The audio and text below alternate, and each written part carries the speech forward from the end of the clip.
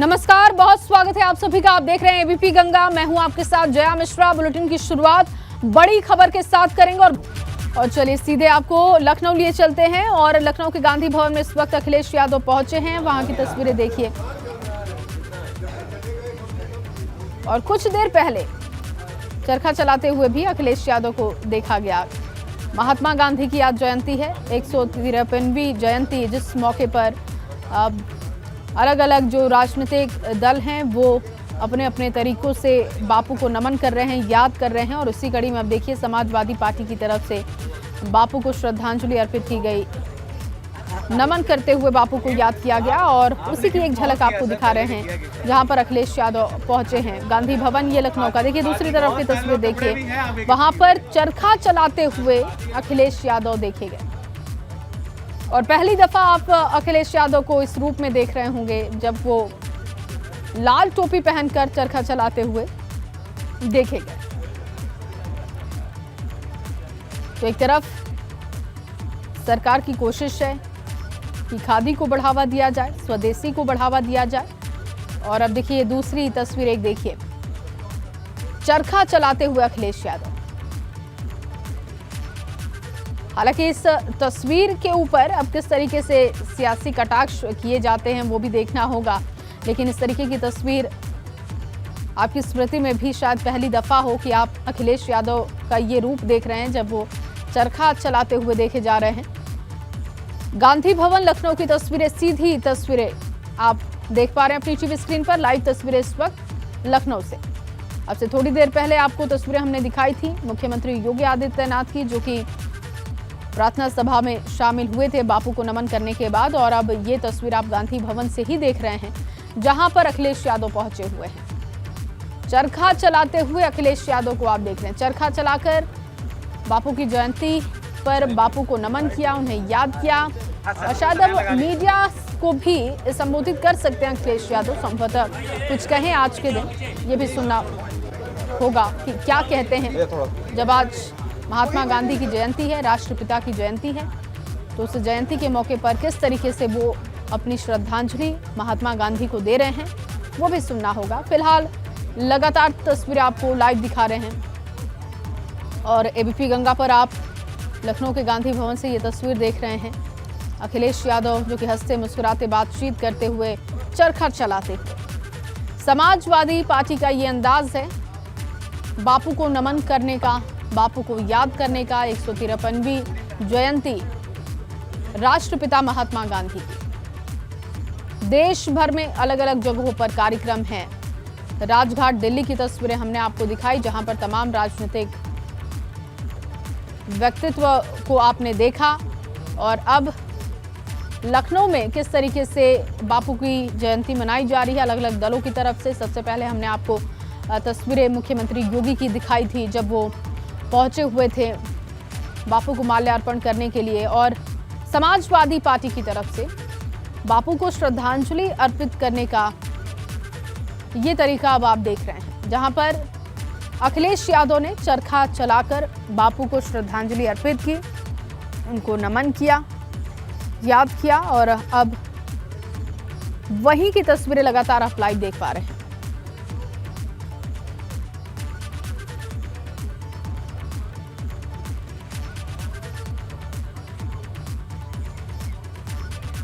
और आगे बढ़ते हुए कानपुर हादसे की भी बात कर लेते हैं, क्योंकि कानपुर के साढ़ थाना क्षेत्र में श्रद्धालुओं से भरी ट्रैक्टर ट्रॉली अनियंत्रित होकर तालाब में जा गिरी और इसमें 26 लोगों की मौत हो गई है। बताया ये जा रहा है कि हादसे का शिकार हुए लोग चंद्रिका देवी के दर्शन कर लौट रहे थे और उसी दौरान ट्रैक्टर ट्रॉली अनियंत्रित होकर सड़क किनारे पानी में जा गिरी। घटना में अब तक 26 लोगों की मौत की पुष्टि हो चुकी है। इसमें 11 महिलाएं शामिल हैं। बताया जा रहा है कि इतने ही बच्चे भी इसमें शामिल हैं। कुछ लोगों की हालत गंभीर है जिन्हें इलाज के लिए कानपुर रेफर कर दिया गया है। हादसे को लेकर केंद्र और राज्य सरकार ने मुआवजे का ऐलान भी कर दिया है और मृतकों के परिजनों को बताया कि 5-5 लाख और घायलों को 50-50 हजार की आर्थिक सहायता देने की घोषणा सरकार की तरफ से की गई है, केंद्र और राज्य सरकार की तरफ से। तस्वीरें आप देख रहे हैं। गांव में जब 26 शव पहुंचे तो मातम पसर गया। विवेक, मेरे सहयोगी जो कि लगातार बने हुए हैं, क्योंकि बताया जा रहा है कि अंतिम संस्कार के लिए शवों को रवाना कर दिया गया है और ऐसे में किस तरीके की वहां पर प्रक्रियाएं चल रही हैं, क्या तस्वीरें इस वक्त वहां पर हैं? विवेक, बताइए क्या कुछ इस वक्त वहां पर चल रहा है, क्या आप देख पा रहे हैं?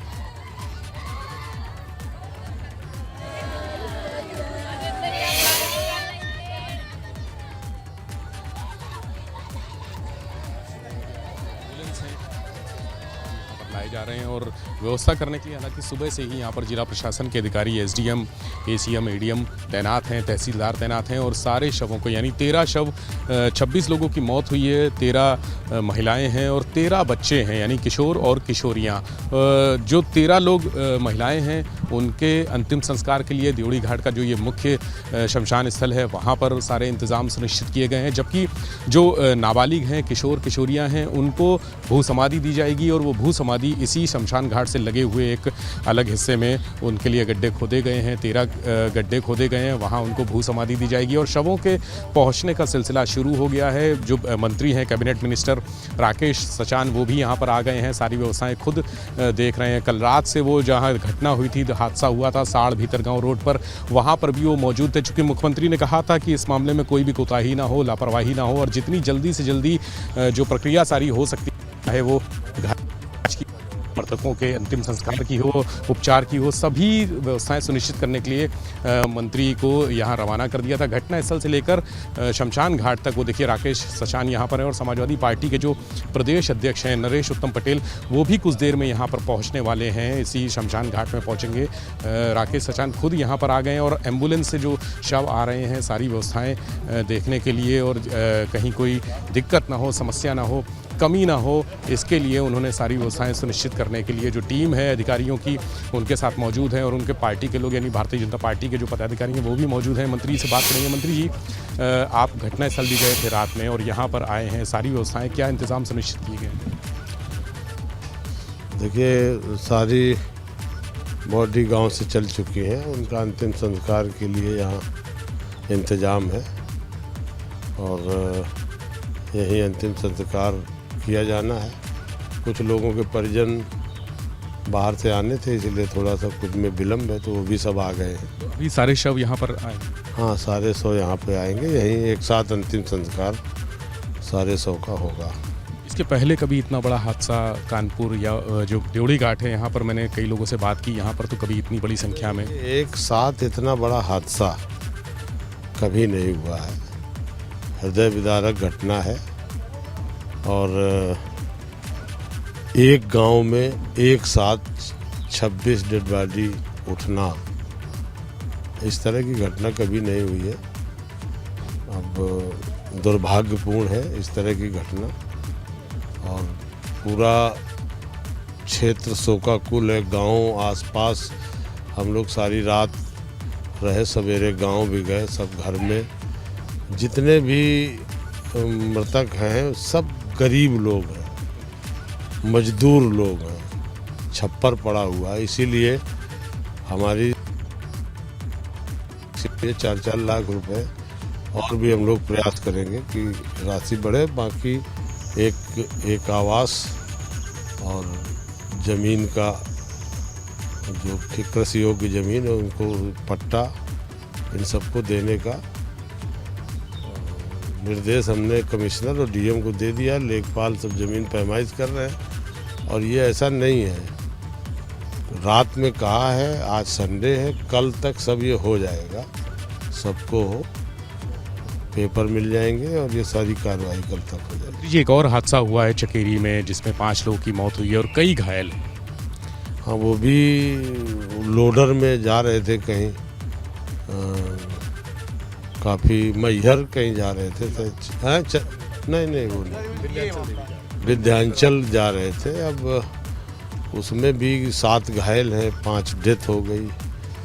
तो इस तरह से घटनाएं हो रही हैं। क्योंकि सवारी गाड़ी का इस्तेमाल करें तो थोड़ा सा और ठीक रहे, लेकिन गरीबों के लिए ये रहता है कि जैसे ट्रैक्टर तो कृषि योग्य कृषि के कार्य के लिए है, लेकिन गांव के लिए एक साधन हो जाता है। कहीं कोई गमी हो गई, कहीं कोई पूजन हुआ, कहीं जाना हुआ, तो लोग उसका इस्तेमाल करते हैं। लेकिन एक इस तरह की घटना हुई है, इससे हमारे किसान भाइयों को सीख लेनी चाहिए कि इतनी बड़ी घटना छोटी सी लापरवाही के चलते हो गई। तो सीख लेना चाहिए कि इतने लोग जब चलते हैं तो कम से कम चालक पर ध्यान दें, नियंत्रण रखें सही ढंग से। अब बताइए, कुर्था से बक्सर घाट गई गाड़ी और बक्सर से लौट के आ गई, मात्र 2 किलोमीटर 2.5 जब गांव बचा, पहुंचने वाले थे 2 किलोमीटर तो है ही, वहाँ से 2-2.5 किलोमीटर पहले ये इतनी बड़ी घटना हो गई। कौन जानता था। दुखद घटना है और मंत्री जी ने कहा भी कि जो हैं को अब जो ज़मीन है पट्टे की वो दी जाएगी, उनके लिए मकान का भी, चूँकि बहुत बेहद गरीब लोग हैं। और मंत्री जी गए थे, तमाम लोग उनके घर गए, बात की वहाँ उनके लोगों से, उनका घर देखा, दशा देखी। छप्पर का घर है, यानी दीवारें भी मिट्टी की बनी हुई हैं छप्पर का। तो ऐसे लोगों के लिए सरकार जितने प्रयास कर सकती है वो करेगी। खुद यहाँ पर हैं और थोड़ा सा बाहर का नज़ारा और दिखाना चाहेंगे, चूँकि शवों के आने का देने वालों की। ठीक है विवेक, लौटूंगी मैं आपके पास। इस वक्त तस्वीरें आ रही हैं लखनऊ से। अखिलेश यादव कुछ कह रहे हैं, सुनते हैं। मिस जी को कहना चाहते हैं, मुझे याद है कि नेताजी ने पहली बार आपसे परिचय कराया था, तब मैं दूसरे कपड़े पहनता था। नेताजी ने हमें कुर्ता पहनने का मौका दिया, उसके बाद से आज तक आपने कभी मुझे दूसरे कपड़े पहने नहीं देखा होगा। ये अलग बात है कि स्पोर्ट्स के क्षेत्र में कहीं अगर पहनना पड़े वो अलग है, लेकिन जिस दिन से मैंने खादी के गांधी आश्रम के कपड़े पहने, हमने दूसरे कपड़े छुए तक नहीं। और मैं आपको धन्यवाद देता हूँ कि समय समय पे हमने जो आपसे कहा कि कपड़े को इस तरह बनाएं, तो आपने न जाने कहाँ से ढूंढ करके ऐसे लोगों को आगे लाए और जिनसे हमारे लिए मोटा कपड़ा भी बनवा दिया। और ऐसा मोटा कपड़ा बना है कि ज़्यादातर समाजवादी लोग यही कपड़ा ढूंढ रहे हैं। आपके नाम से ही मशहूर है। और एक जो परेशानी होती थी कि कभी कभी श्रिंक कर जाता था।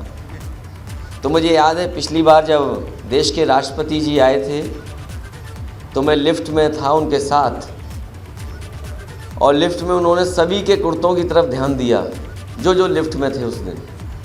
उन्होंने देखा कि मेरा कुर्ता नीचे से फोल्ड है, तो उन्होंने पूछा कि ये नई डिज़ाइन है। मैंने कहा ये नई डिज़ाइन नहीं है, जब कभी ये श्रिंक हो जाता है तब इसको मैं खोल देता हूँ, ये वही डिज़ाइन है। बात गाजीपुर की खबर की करेंगे। दरअसल गाजीपुर बॉर्डर पर भारतीय किसान यूनियन के कार्यकर्ता आज हवन करने वाले हैं। किसान गाजीपुर बॉर्डर पर पहुंचने भी लगे हैं। 2 अक्टूबर 2018 में किसान हरिद्वार से Delhi UP gate Ghazipur border पहुंचे थे और इसी बॉर्डर पर दिल्ली पुलिस के साथ उनकी झड़प भी हुई थी। किसान उसी दिन से प्रत्येक वर्ष हवन करते हैं। गाजीपुर बॉर्डर पर सुरक्षा व्यवस्था भी चाक चौबंद है। दिल्ली पुलिस और यूपी पुलिस के जवान भी वहां पर मौजूद हैं। तस्वीरें आप देख पा रहे हैं। मेरठ रेंज के आईजी प्रवीण कुमार भी गाजियाबाद गाजीपुर बॉर्डर का निरीक्षण उन्होंने किया और किसानों की हर मूवमेंट पर नजर बनाए हुए हैं। मौके पर गाजियाबाद एडीएम सिटी विपिन कुमार भी सुरक्षा व्यवस्था का जायजा ले रहे हैं। लेकिन आज हवन करके उस बात का विरोध किया जा रहा है जिस दिन हिंसक झड़प हुई थी। तस्वीरें आप देख रहे हैं। किसान वहां पर पहुंच चुके हैं और हवन की तैयारी शुरू हो चुकी है। मौजूद हैं दिल्ली गाजीपुर बॉर्डर पर, जहां पर एक बार फिर किसानों ने माहौल गर्म कर दिया है। आज यहां किसान पहुंचे हैं और पहुंचने के बाद यहां पर किसानों का आज यहां पर एक हवन पूजन करने का कार्यक्रम है। और आप देख सकते हैं तस्वीरों में कि यहां पर सुबह का वक्त है और किसान जो हैं यहां पर पहुंचने शुरू हो गए हैं। वहीं अगर बात की जाए पुलिस प्रशासन की, तो यहाँ पर जो पुलिस प्रशासन है पूरी तरीके से चुस्त और दुरुस्त दिखाई दे रहा है, ताकि किसान यहाँ पर हवन पूजन करने के बाद आगे की तरफ दिल्ली की तरफ या यहाँ पर कोई ऐसा धरना प्रदर्शन आगे ना चला सके। इसके लिए यहाँ पर किसान पहुँचे हुए हैं। बात करें यहाँ पर सिक्योरिटी की, तो सिक्योरिटी आप देख सकते हैं कि ये सड़क वैशाली से दिल्ली की तरफ जाती है, जो कि यहाँ पर बंद कर दी गई है। यानी कि जब तक यहाँ किसान रहेंगे तब तक ये रोड बंद रहेगी। यहाँ पर जो आवाजाही है यहाँ पर पूरी तरीके से बंद रहेगी। जैसा कि पूर्व से जानकारी प्राप्त की गई कि 2018 में कुछ दिल्ली किसान जा रहे थे, वहाँ कुछ इस दिल्ली बॉर्डर पे विरोध हुआ था और उसकी याद में ये हर वर्ष 2 अक्टूबर को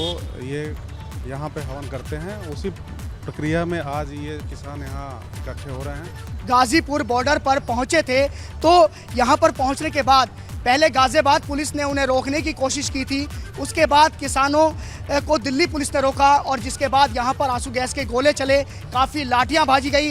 यहाँ पर अगर बात की जाए फायर विभाग की तो यहाँ पर पानी की बौछारें भी देखने को मिली थी। यहाँ पर जो किसान पहुँचे हुए हैं उनसे भी हम बात करते हैं। आज क्या रहने वाला अगर आज की बात की जाए गाजीपुर बॉर्डर पर? आज जो है इसको हमने 2018 में 23 सितंबर 2018 को हमारी क्रांति रेल चली थी हरिद्वार से और उसके दिल्ली के लिए चले हम, और उसमें वहाँ से यहाँ तक लाखों आदमी यहाँ, हमारा कोई एक मूंगफली का नुकसान बता दो कोई हो गए। शांतिपूर्वक आते हुए यहाँ आए कि हम पे जो है गोली चलाई गई, आंसू गैस चले, उसके लिए हमारे कई किसान घायल हुए, एक दो मरे भी। तो जब से हमारा जो है यहाँ वो चलता है, ऐसा क्रांति गेट बना दिया। किसानों का साफ तौर पे ये कहना है कि 2018 में जो यहाँ पर हुआ था उसे लेकर हम हर वर्ष यहाँ पर पहुँचेंगे और 2 अक्टूबर के दिन पहुँचेंगे और सरकार को याद दिलाते रहेंगे कि सरकार ने जो हमारे साथ किया था वो दोबारा ना हो, क्योंकि यहाँ पर इसी जगह यहाँ पर 13 महीने का किसान आंदोलन भी चला उसके बाद, और सरकार ने जो 3 नए कृषि बिल कानून थे वो भी वापस लिया। तो कहीं ना कहीं किसान यहाँ पर लगातार आते रहते हैं और किसान अब इस गाजीपुर बॉर्डर को अपने घर की तरह समझने लगे हैं। गाजियाबाद से कैमरामैन सुनील कुमार के साथ एबीपी गंगा के लिए मैं शक्ति सिंह। तो गाजीपुर बॉर्डर की तस्वीरें आप देख रहे थे, वहां से मेरे सहयोगी शक्ति रिपोर्ट दिखा रहे थे कि किस तरीके से वहां पर किसान पहुंचे हैं और क्या उनकी आज के लिए तैयारी है। गाजीपुर बॉर्डर पर किसानों का जमावड़ा जुट चुका है, जैसा कि आप तस्वीरों में देख रहे हैं। महिला जो किसान है वो भी पहुंची हुई हैं और यहाँ पर आज हवन करते हुए भारतीय किसान यूनियन के जो कार्यकर्ता हैं, ये देखिए तस्वीरें आपको दिखा रहे हैं। हवन करके सरकार का विरोध जाहिर किया जा रहा है और हर साल इस तरीके की तस्वीरें 2 अक्टूबर को देखने को मिलती हैं। पिछले साल भी आपने देखी थी ऐसी तस्वीर, क्योंकि उससे 1 साल पहले जब हिंसक झड़प की तस्वीरें दिखी थी इसी गाजीपुर बॉर्डर से, किसानों का आंदोलन, एक लंबा आंदोलन चला था और किसानों का कहना था कि सरकार ने ज़बरदस्ती उनके आंदोलन को ख़राब करने की कोशिश की थी और उसी बात का विरोध करते हुए 2 अक्टूबर के दिन इन्होंने वहां पर गाजीपुर बॉर्डर पर हवन करने के लिए चुना। और ये देखिए तस्वीर आप देख रहे हैं, किसान पहुंचे, भारतीय किसान यूनियन के ये कार्यकर्ता हैं जो कि भारी संख्या में पहुंचकर विरोध जाहिर कर रहे हैं और हवन करते हुए उस दिन को वो आज याद कर रहे हैं। फिलहाल इस बुलेटिन में बस इतना ही। आप बने रहिए एबीपी गंगा के साथ।